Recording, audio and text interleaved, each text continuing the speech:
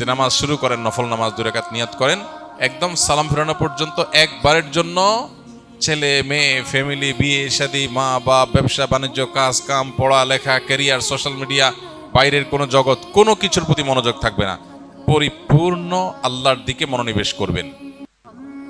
এরকম 2 রাকাত নামাজ পড়া সহজ না কঠিন দেখেন, চিন্তা করুন প্রিয় ভাইরা আমার।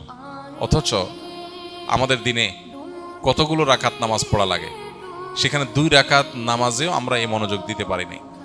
পৃথিবীতে যারা সফল হয়েছেন, যারা জাগতিক বিচারে সফল হয়েছেন, সফল ব্যবসায়ী, সফল ক্রীড়াবিদ, সফল চাকরিজীবী, সফল পেশাজীবী, যে কোনো মানুষ তার জগতে সফলতা অর্জন করেছেন, সাফল্য অর্জন করেছেন। সাফল্যের জাগতিক সংজ্ঞায় বা প্রচলিত অর্থের সাফল্যই বোঝাচ্ছি আমরা।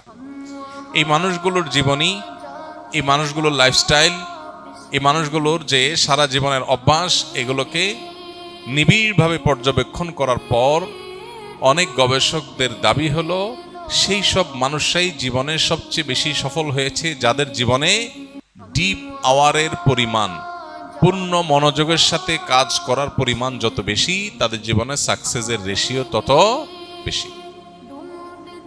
অর্থাৎ আপনি কোনো কাজে পরিপূর্ণ মনোযোগ কতক্ষণ রাখতে পারছেন, এটা আপনার সাফল্যের অনেক গুরুত্বপূর্ণ একটা শর্ত। যে একটা কাজ করতে গিয়ে 5টা কথা মনে আসে, একদিকে চলে গেলে আরেক দিকে তার মাথা চলে যায়, তার জন্য সাফল্য খুব কঠিন। যে কোনো কাজ করার জন্য পরিপূর্ণ মনোযোগ দিয়ে করে, জগতে যাই হোক সে তার কাজ থেকে সরে না।